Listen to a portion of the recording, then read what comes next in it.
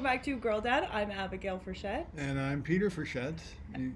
You may notice that we're in a different location if you are one of our very few viewers of the podcast. And you may notice that we have a unique themed outfit today because we went to the World Cup game between England, where we got these shirts, and Ghana in Foxborough. And we had a very special guest with us who's going to join us now and tell us about the experience. Share us about her time. Hi, everyone. Did you have fun at the game?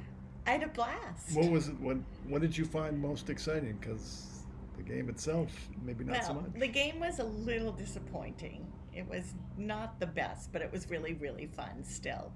The spirit was just unbelievable, and I loved the fan interaction. The Ghana people were amazing. They all had yellow shirts on. They were very joyful. They brought a lot of instruments. Yeah, and they would walk around dancing, and they had their drums, and they were just really like joyful people. And then of course the English are always fun. So and they had some fun chants as well. Which Abby taught us. We in learned the car. some of them. They say England with a third syllable in there, which is a little weird.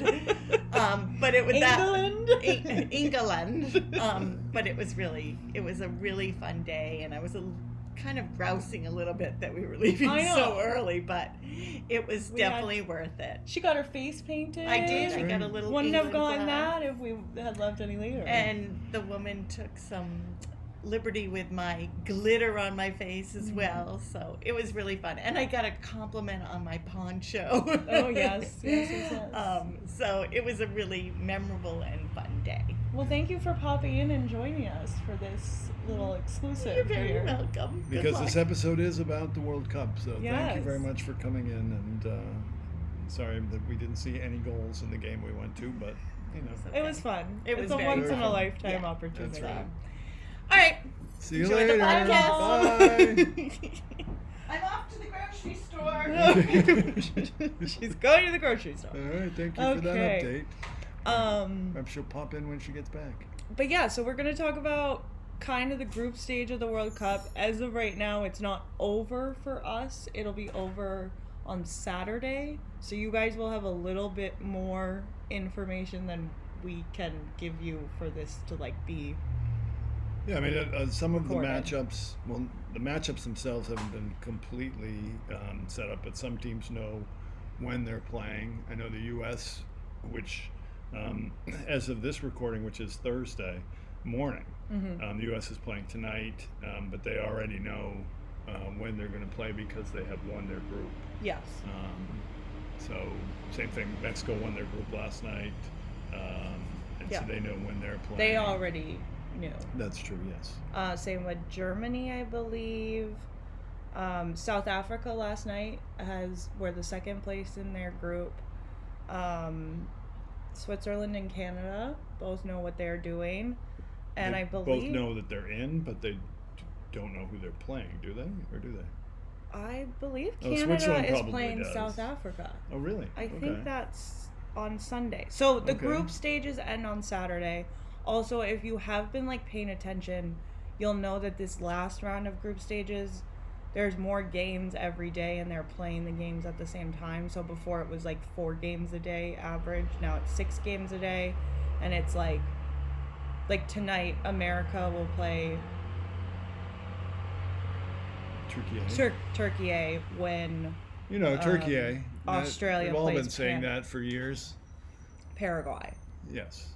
So that's happening at the same time.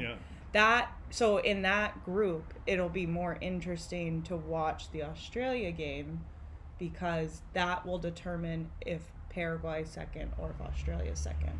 So if you did listen to our first World Cup broadcast, you'll remember that we talked about how this works. But so there were 12 groups, and the top 2 teams from each group automatically make it to the knockout round.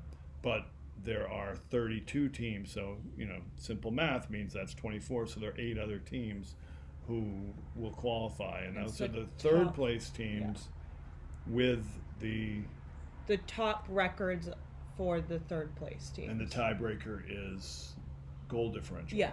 right? Yeah. So for those of you in the area, New England area, or who have just been paying close attention, you know that Scotland is having a lot of fun at this tournament. But they are, as of right now, still have a chance to be a third place team. Their goal differential isn't great, but it's not awful either. And we were watching the Scotland-Brazil game yesterday, which was Brazil dominated. They were ahead 3-0.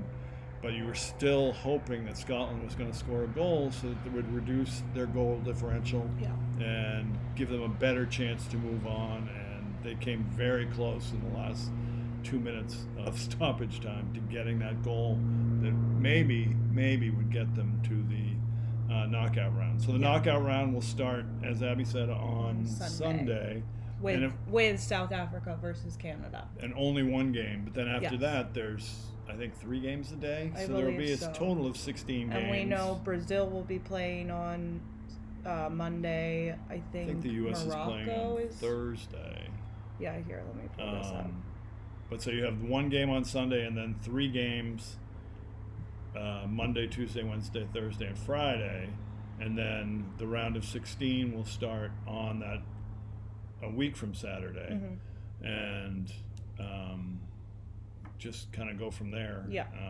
It's a little hard to understand with their number and lettering process so as to who plays who when. Like, for example, right now in the round of 32, it's predicted that Botswana will be who America faces, but that's not like confirmed yet because it depends. Like, as of right now, Botswana is the only third place definite because they can't go below 8th, the like 8th ranking, if that makes sense. But they won't know if they're playing the U.S. until the rest of the 8 are finalized, if that makes sense. And it also, I would think, would depend a little bit on how the U.S. does against Turkey as far as where they place, does it not? No. That's right. Because they've already won their group. That's right. Yeah. So the only there are certain teams that matters for if they know. Some teams for right now know they're through, but don't know if they're first in their group or second in their group. So that's where that matters. So that was why yesterday watching the Canada-Switzerland game was kind of important, was because both teams kind of knew that they would be through to the next round, but Canada really wanted to win the game to be top of their group so that they could stay in Toronto and keep playing in Toronto, similar to Mexico wanted to be top of their group so that they continue to play in Mexico because it's like that home field advantage kind of thing, which it does seem like, based on the fact that all 3 host nations are in to the knockout round, it does seem that has been an encouraging factor for. Yeah, but I also think it's a little bit of, you kind of expected those teams to be there a little bit. Well, we'll see. Yeah. But I mean, that's the other thing, is that like, obviously with the expansion of this World Cup, that's like a big difference, is like there's a lot of games being played for a lot of spots. Right. Like, you're not eliminating a lot of teams from the amount of games that you're used to eliminating. Right. If that makes sense. Like, there's no real like group of death, which is usually like a big topic of conversation, because it's like, well, a group of death, you would have a likely team in the third place spot, and they would be out before the knockout. Exactly. Round. So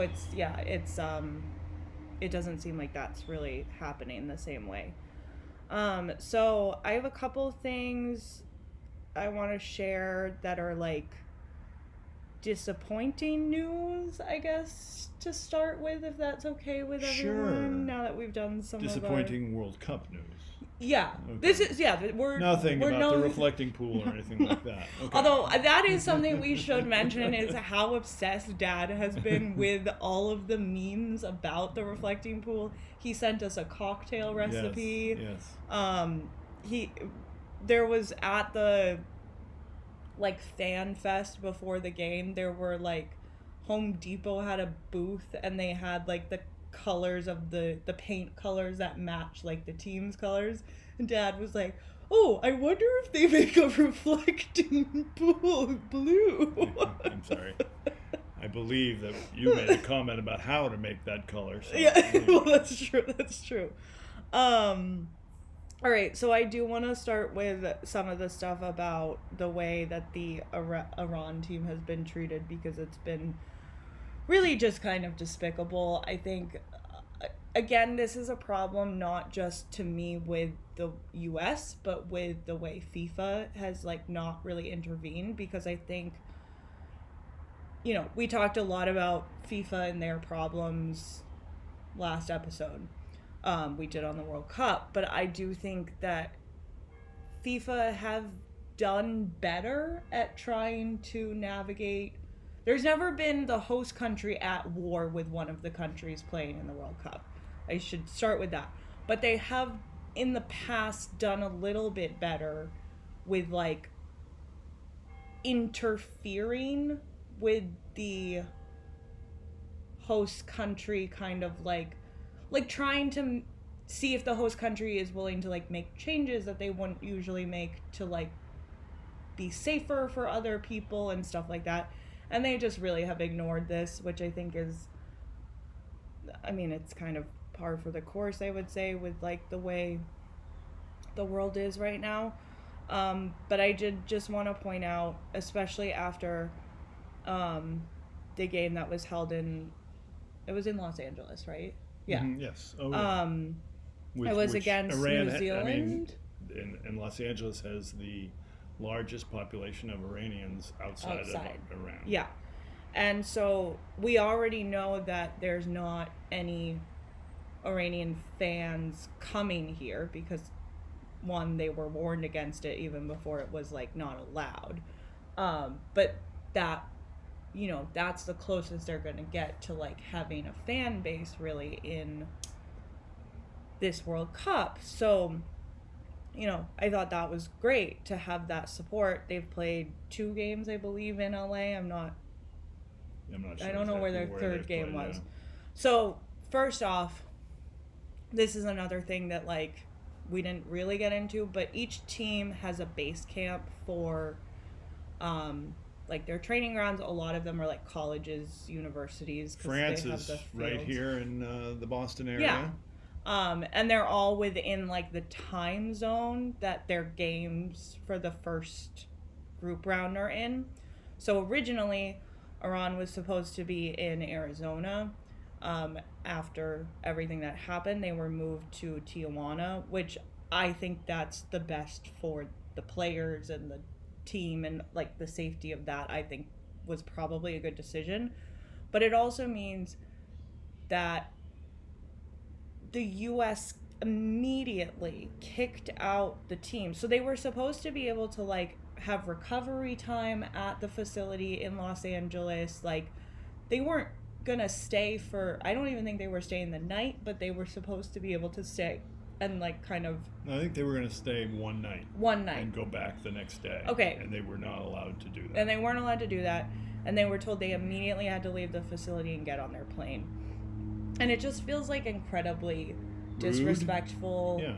And it Ugly does American, feel oppressive. perhaps? Yeah, and it's like no one was gonna do anything. It's like, to me, this defeats the purpose of like what the World Cup is actually about for a lot of people. Yes, it's about football, soccer, but it's also about like the world coming together. And it's just like, this is horrible that it's like you're gonna treat these players this way and the coaching staff and all this stuff. So it was bad, and I just felt bad for them, and I think they've also been performing rather well given the treatment that they've been under, which not everyone expected them to perform as well as they have. But yeah. And I know you probably have other disappointing news, but I want to say that from the standpoint of the people of this country, I think have been exceptionally welcoming to the teams and the fans.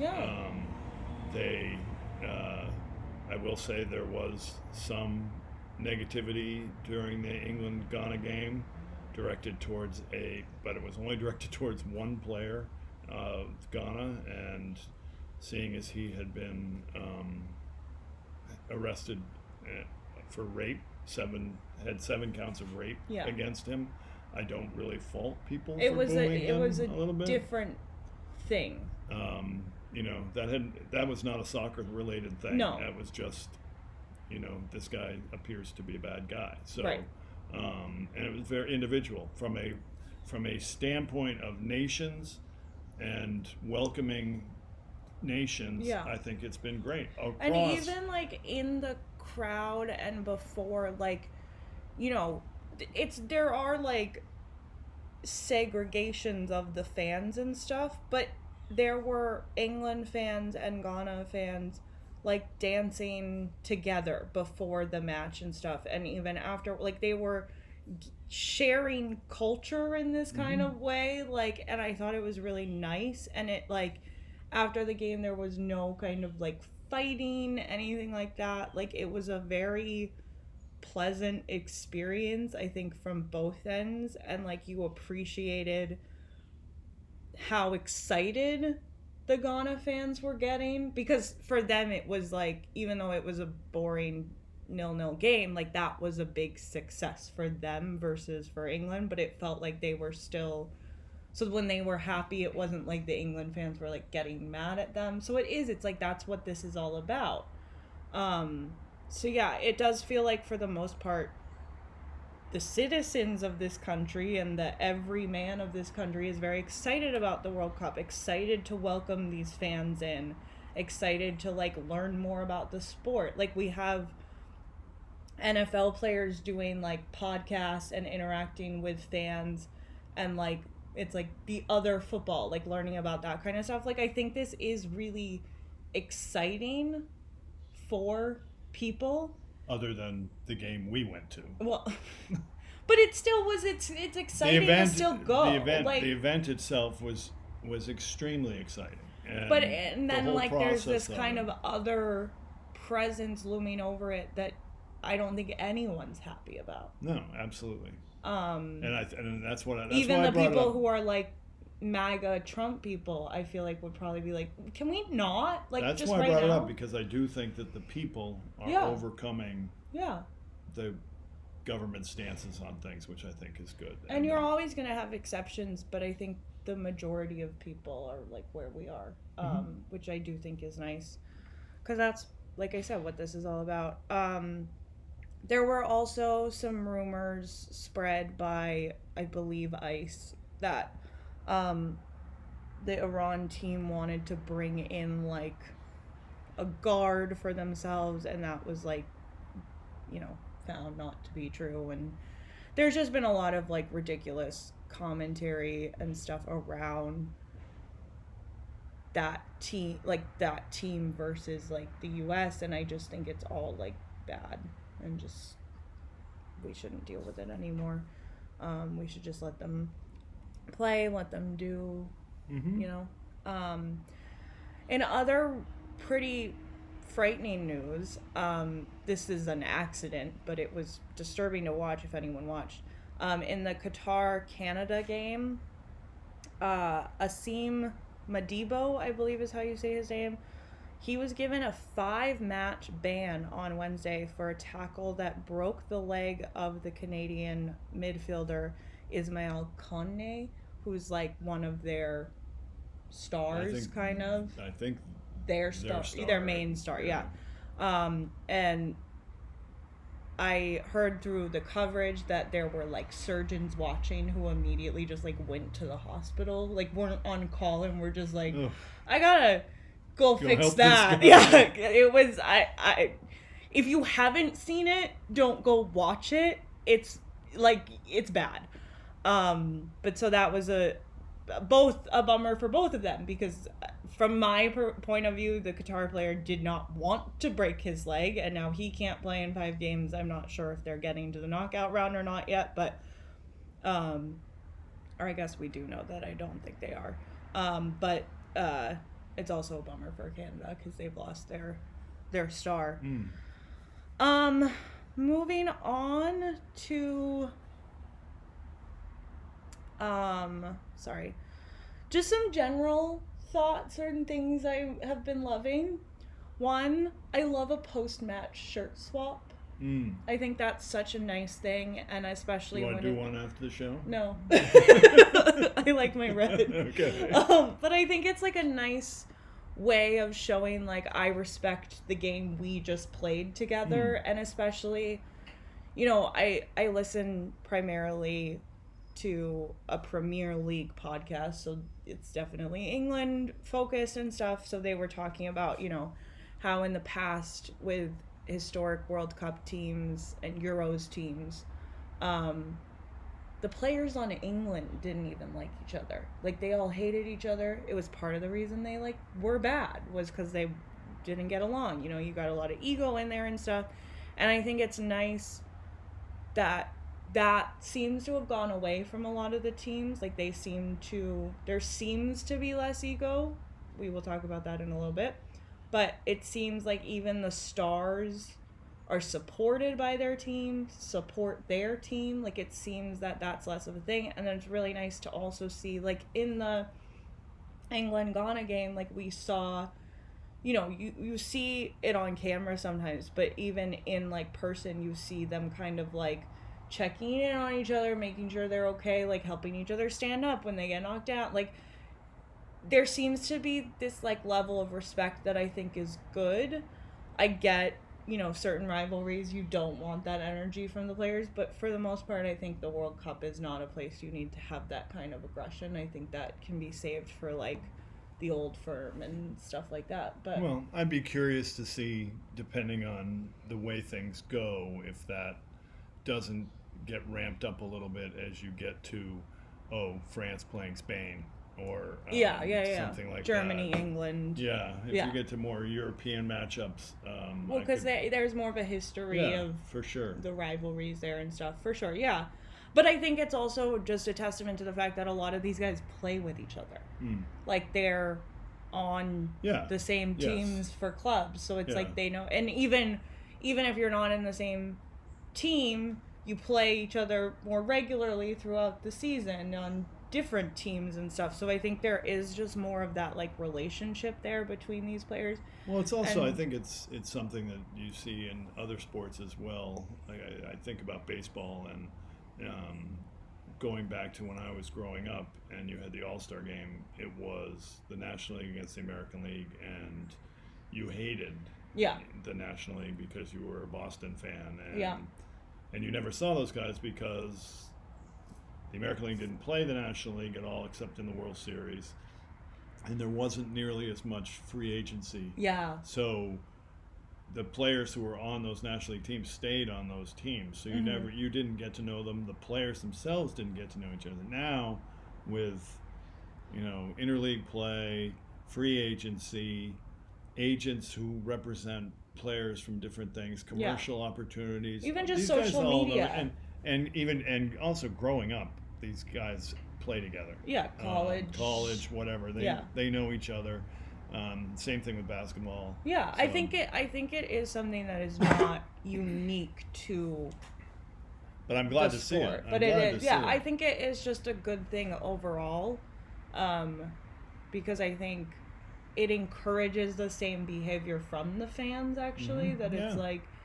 Because, I mean, we've seen that before where negative behavior encourages the fans to be negative. So I think it's kind of in reverse, which I think for the World Cup in particular is, like, a better way to be. Speaking of egos, lots of kind of big players. We've got Messi and Ronaldo, obviously.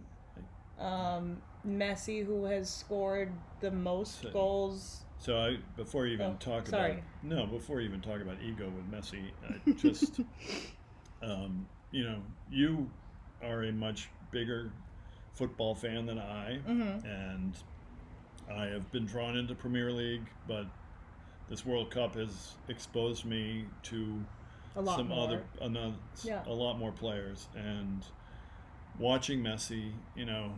He plays in the MLS. It's like, I just kind of had this sense that the MLS was this second-tier league, and this guy came over and he was old, but somehow managed Well, he did to like just what stand Beckham around. did, kind of. He just stands around and waits for the ball to come to him, and then he hammers it home, and that's the way he is. And having watched him now a couple of times, I've actually gained respect for the MLS because I don't think they're as bad as I thought they were.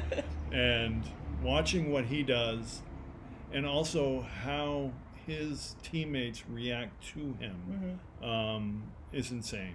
He's not just a goal scorer, even though he scores all their goals. He is a great passer.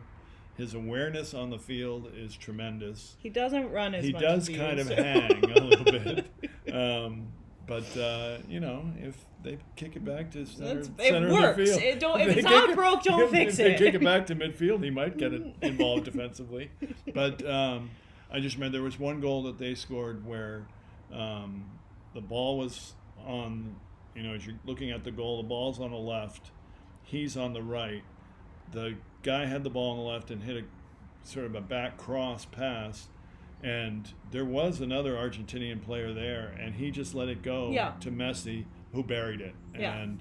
But at the same time, I've heard about this Mbappe guy, and I've never seen him play. And the first time I watched him play, he scored a goal kind of in front, kind of just kind of a mess in front. And I was like, oh yeah, he's a scorer. That's what they do.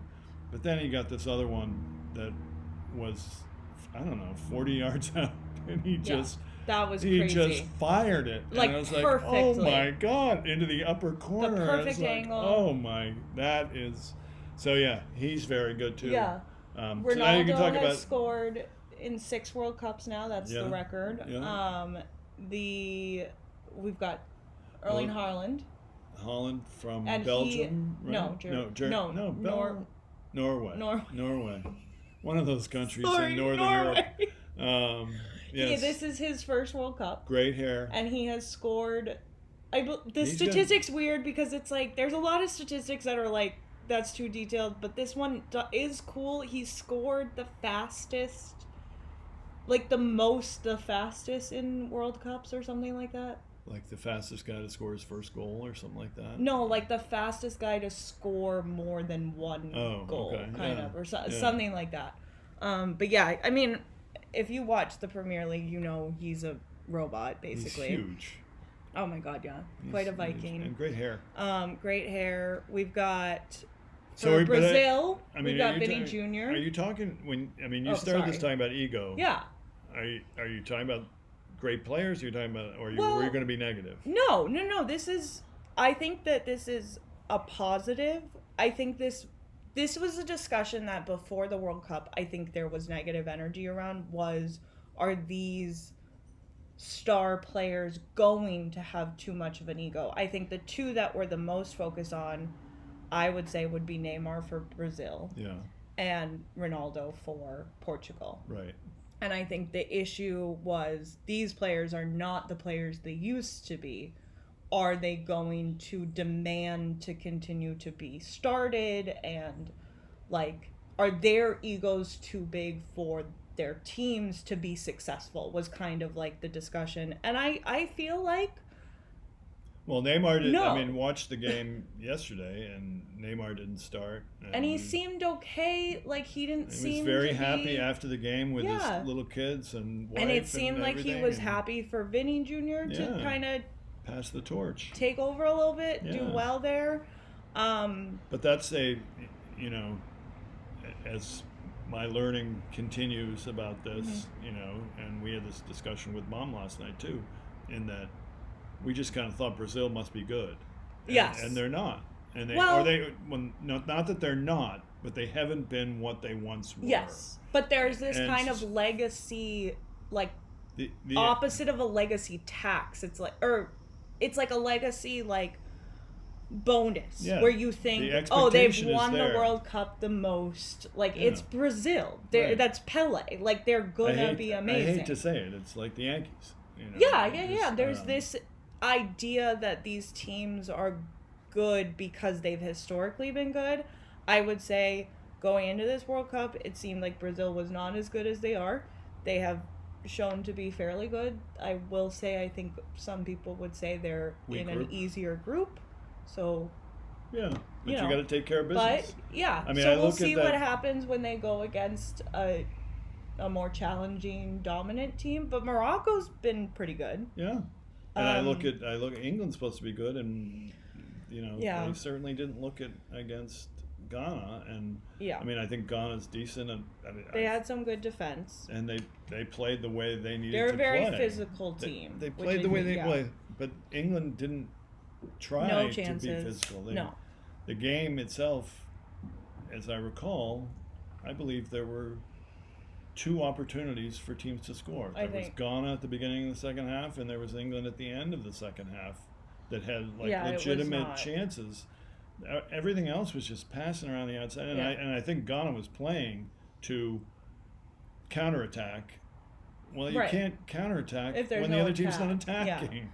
And it was sad. But anyway, I'm No, making no, too no, much no. of that. No, I But, think that that's a good point. I think that's another thing where you kind of have a team that's.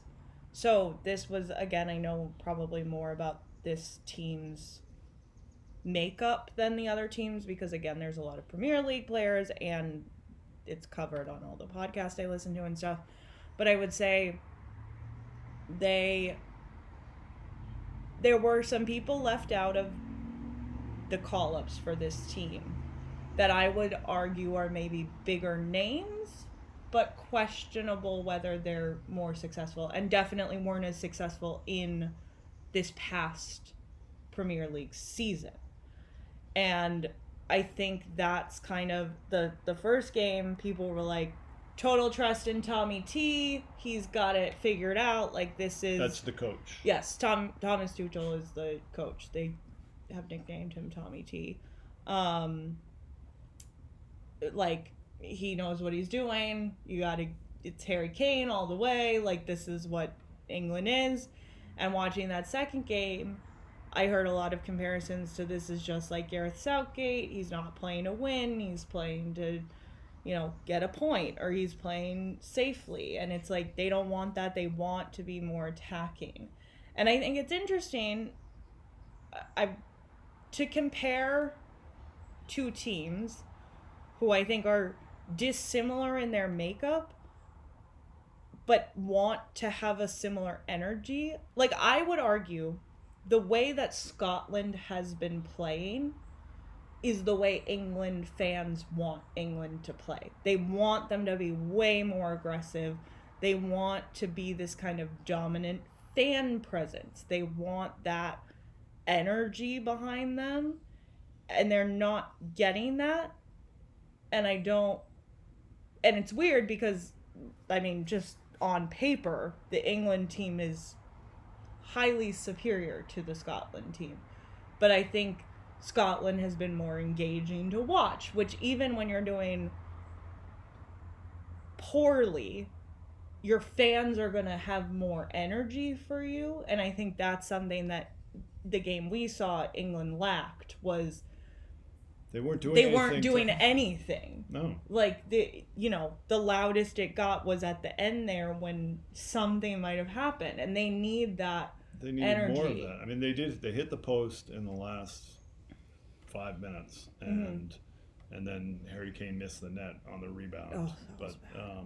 other than that, I don't recall them even. There was one threatening. strike that was like way out. It was not great. It was just, I think. just remember them getting the ball right off the bat at the beginning of the game and Yeah. just passing around the outside for like 4 or 5 I minutes. I think Anthony Gordon was horrible in that game. I don't know how he got as much money to go to Barcelona as he did, but Look that up, people. Yeah. Because I have no idea what she's talking That's about. okay. Some other kind of quick notes I have. Let's see. Lamine Ball. I forgot to mention him in our ego conversation, so I apologize to him. But he's kind of a big deal, who's young he? guy for Spain. Okay, He's I got haven't really the- seen Spain The play. blondish. I just hair. the only Spain game was the The- Cape Verde game. Yeah, right? that they, was quite crazy. That was a big upset for a tie. in their first goal. And also, I do have a statistic for that. Their goalie, Cape Verde's goalie, Vazina, sure, who is 40 years old, he saved 7 shots, on target shots from Spain. That's impressive. Like, that's old for a football player. That's impressive. And 7 shots. There's been some interesting conversations about goalies in general. Well, can I just make another Yeah, comment about please him? do. This is an unofficial stat that I'm not sure about. Oh, no. But Okay. my understanding is that before that game he had 50,000 followers. Yes. And and the next time I heard it was at 2 million. Yeah. And then I either heard that the first time I heard it that he went up to 1 million, and then the next time I heard it was 2 million, or it was 2 million and then it was 4 million. No, he started with like nothing. He started with 50,000. Yeah. I know that, and he went over over 1 million. Yeah. After that game. So that was due to a football podcaster or TikToker like being like, I'm gonna choose a random player to like support in this year's World Cup, and that was who he chose. And Perfect. He was just like, love him, and all of a sudden everybody just followed him. It's been kind of cool to see. Again, that's like a fun thing with this. Like, it's kind of stupid, that's why but I it's like fun. The 48 team. Yeah.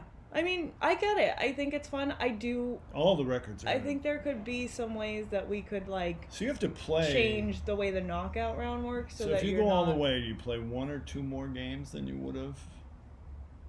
Yeah, you play. If you definitely play you more play games. one more game. Okay. I think. All right. Right? So what did it used to be? 32 teams? No, that's what it is now. Well, no, because the knockout is 32 and there's 48 total. So yeah. Oh! In total, there used to be 32 teams. Right. Sorry. So you have to play more games.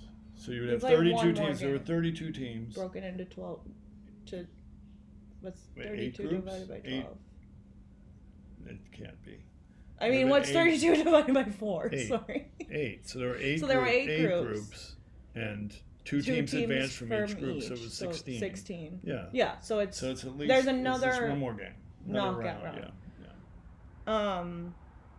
I liked your idea where certain teams get a bye from the first round of the knockout round, so it does feel like these games mean more. Yeah.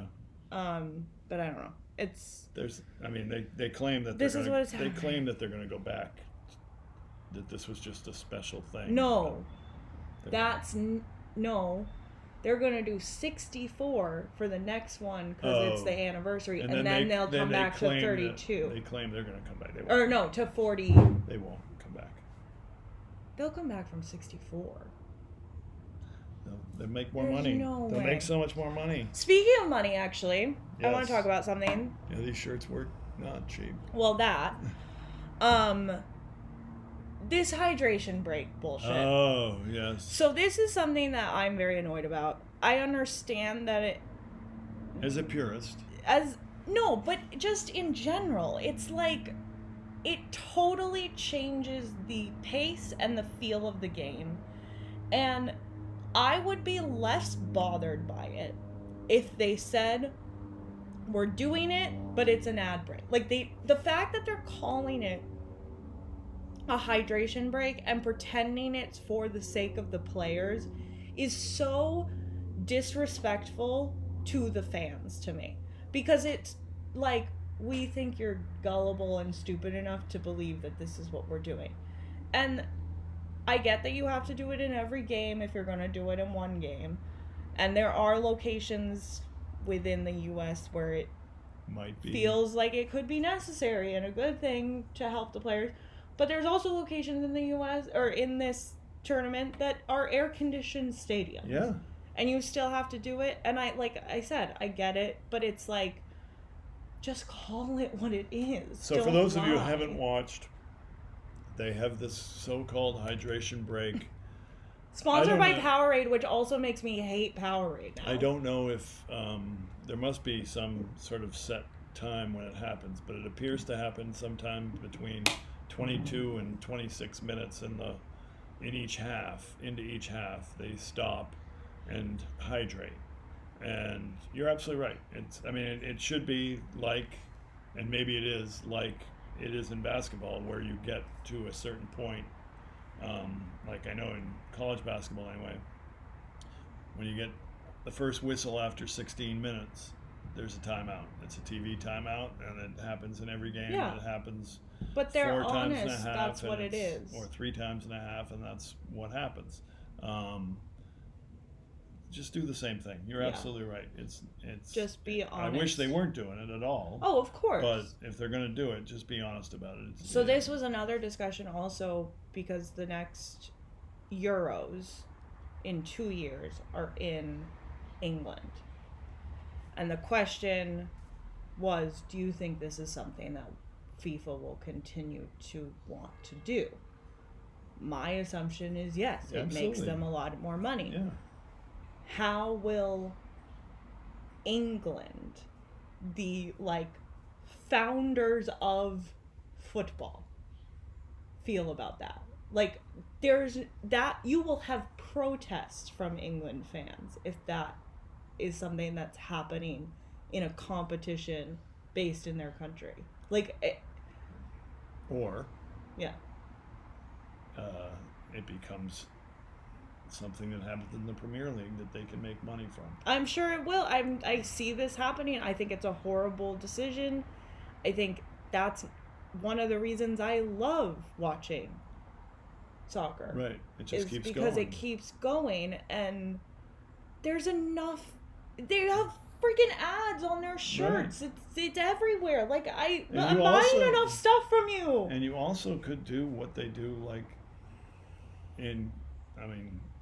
they put enough ads on the screen anyway, but you could do what they do with golf, where they have this playing through thing, where on the where the game TV. is still on the TV and the ads are. and the ad comes on next to it. Which is also strange, because some of the hydration breaks, they do that, but you're just watching, And you're watching the guys teams just standing there doing nothing. and being told things by their coach, and it's like, why am I doing it? To me, it changes the whole flow of the game. It changes the way you have to coach the game, the way you learn how to play the game. I really do think that it's a bad thing for the sport, and I unfortunately think it will continue, and I think that's the wrong decision. Absolutely.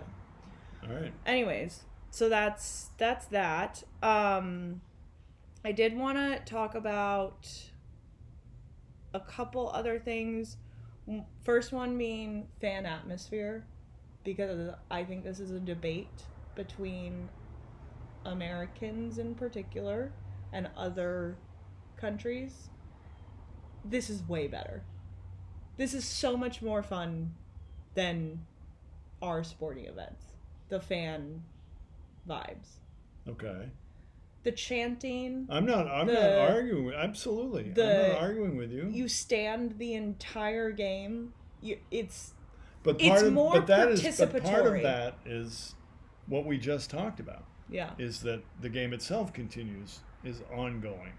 So, if in American football, you have There's breaks. you have these breaks, and everybody's going to sit down during those breaks. Yeah. And the only time you stand is when your team is driving, Yeah. moving towards the end zone or whatever. Baseball is a relaxing sport. Well, baseball's so different. And But- basketball too. You have these timeouts and people are Yeah. going to sit. From an atmospheric standpoint, I think it's the closest we've come to having anything like it is the wave, and Yeah. and people not immediately, but eventually started attacking the wave. Oh God, I hate the wave. One of the coolest things I ever saw was amazingly at a soccer game in 1984 at the Olympics. Soccer was in the Olympics. I was working in LA, and my job was to be I was a film carrier, basically. Yeah. And I was down on the field, and photographers would take their pictures, and when their film was done, I would take it from them to get Yeah. developed. And I was on the floor or on the field at the Rose Bowl when 100 and something thousand people Yeah. did the wave, and that was one of the coolest things I've ever seen. But I think that that's something that is a regular occurrence at soccer games. Okay. Like great. I think that this was a debate I was listening to an American fan versus a British fan have.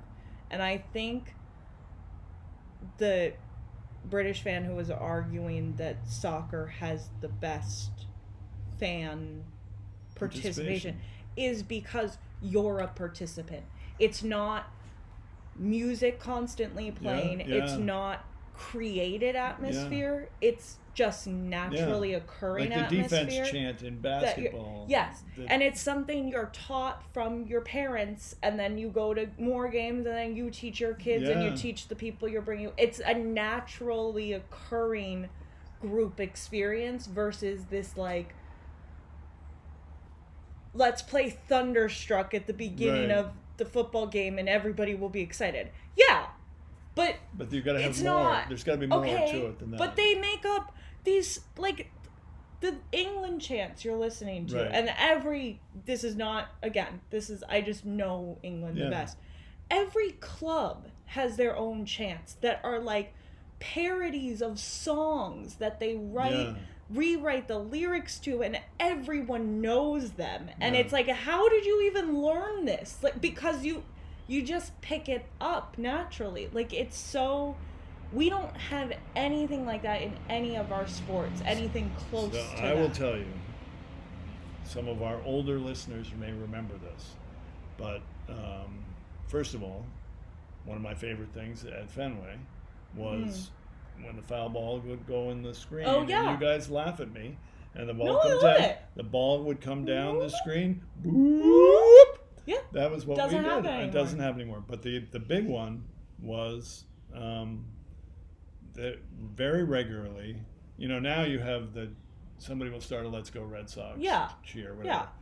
Back in the day, if the Red Sox had a rally going, if there was a guy on base, this crowd would start, "We want to hit.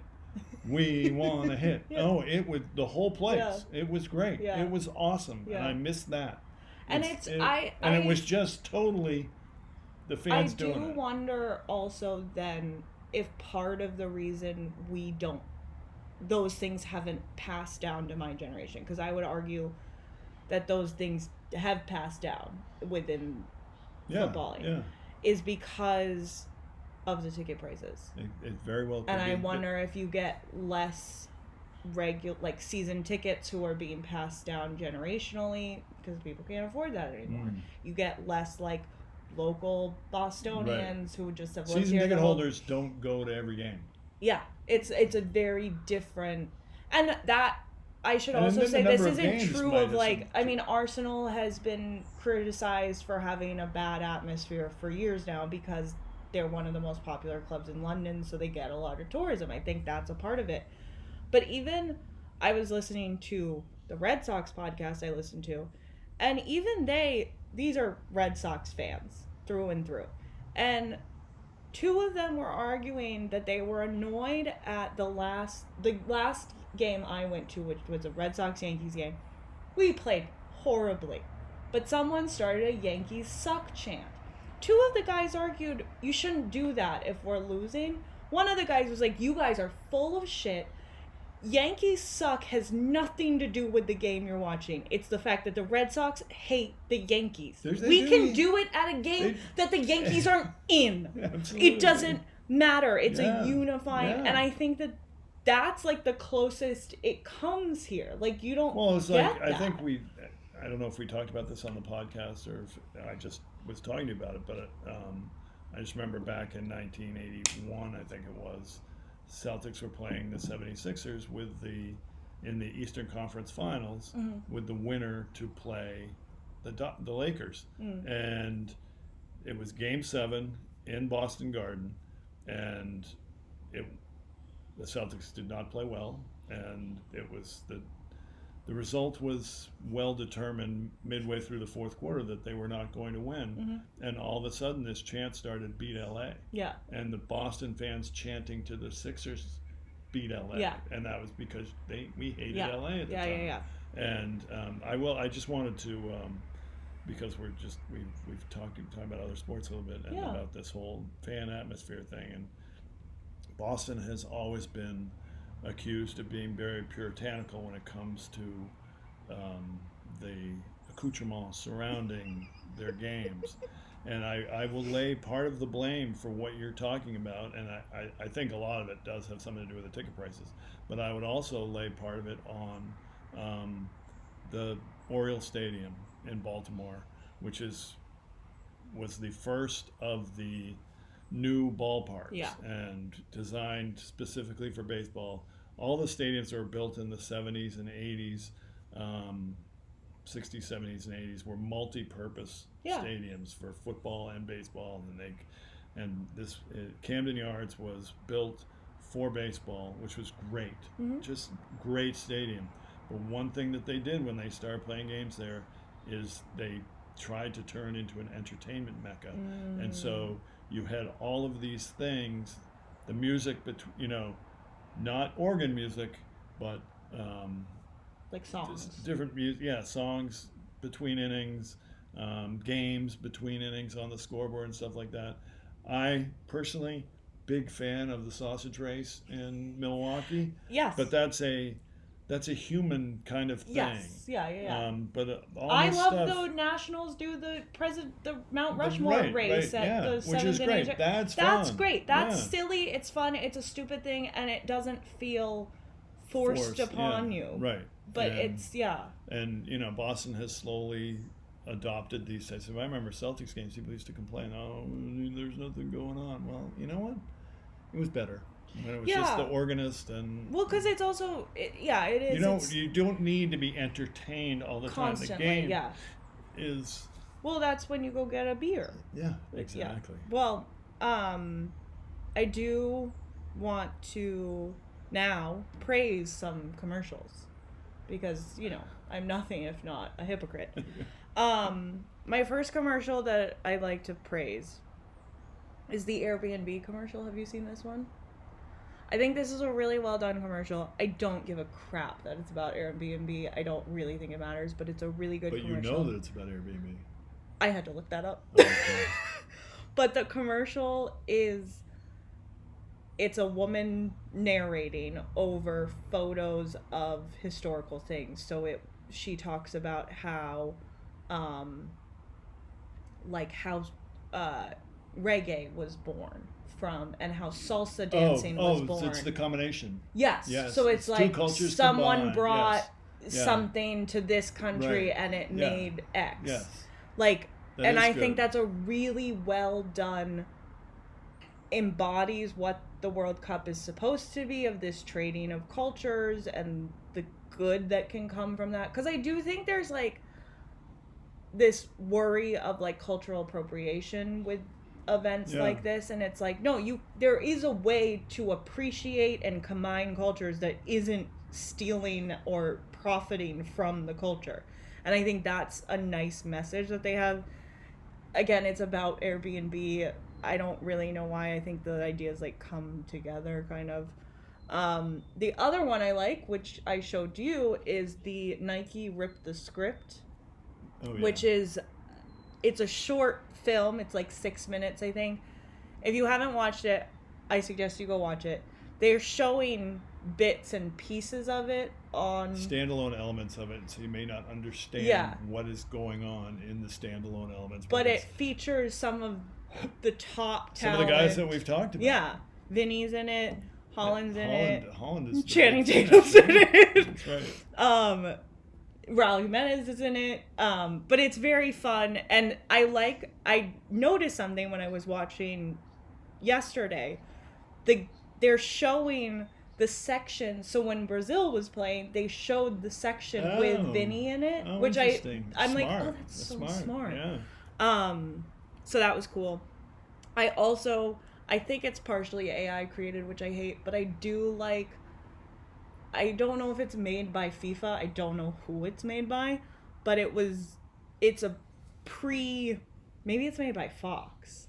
I don't know. It's before they go back to coverage. They like play, it's like an interstitial kind of thing. And it's the Miracle one with the guy from the U.S. hockey team. Oh, Mike Ruzioni? Have you seen it? I feel like I kind of saw it. It's like, it starts out and it's like the U.S. beating Brazil to win the World Cup, and then you're seeing all these people celebrating and all these different. Would be AI, by the way. Yeah, I thought so. Which is because the U.S. hasn't beaten Brazil. No. But they didn't. I don't think it's real people celebrating. Yeah. Is like they didn't film actors celebrating.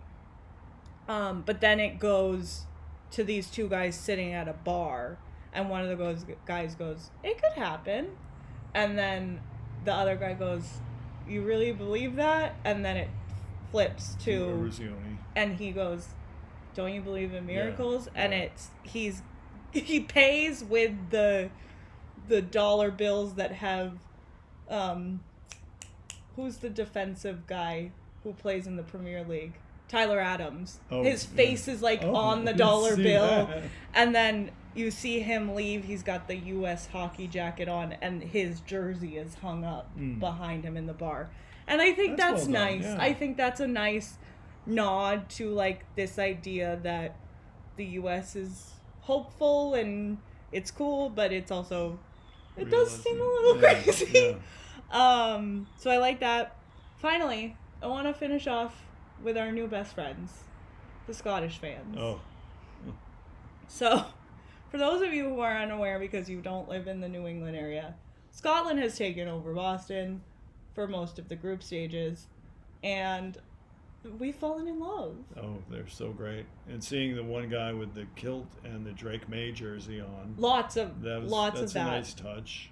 Lots of Red Sox. Well, because also, so they were in Boston for that first game, and then in between the first game and the second game, a lot of them came to New York. They've all got Red Sox hats on, and I'm like, I've never seen so many Red Sox hats in New York. I feel like safe here now. They're probably having a parade too. They go out with the bagpipes and they just But it's been very fun. They did drink Sam Adams out of beer, and we have a theory that it's because in other countries they don't drink IPAs the way we drink IPAs here, so they're drinking lager.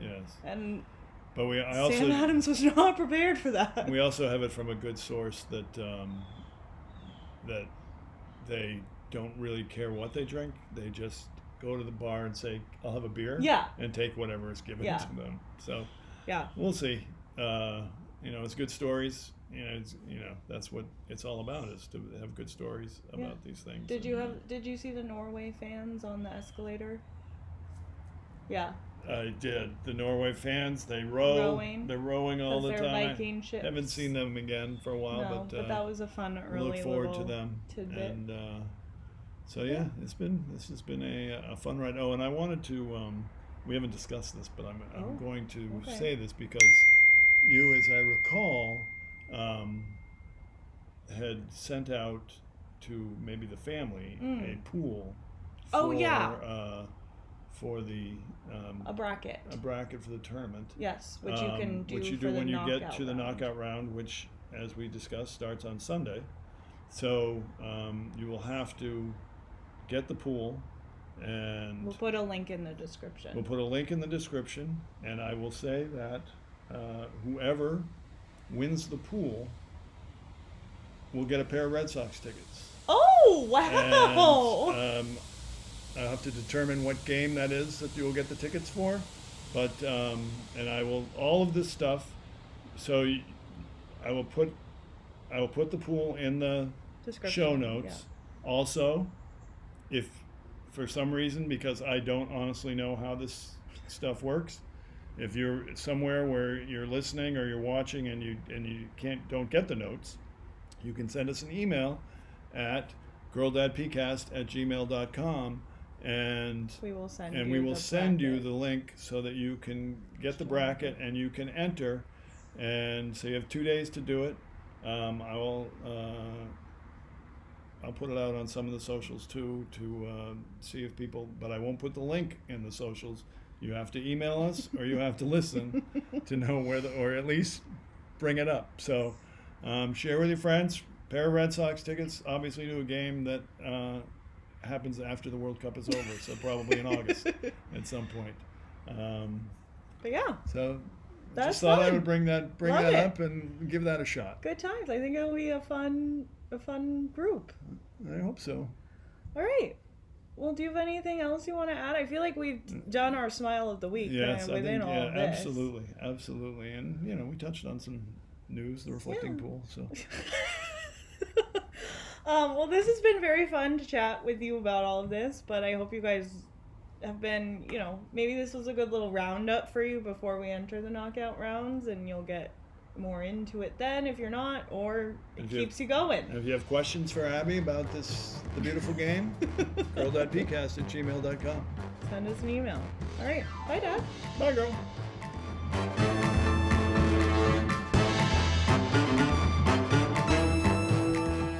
Thank you for joining us today. If you enjoyed the episode, follow us on your favorite podcast platforms, rate us, and leave a review.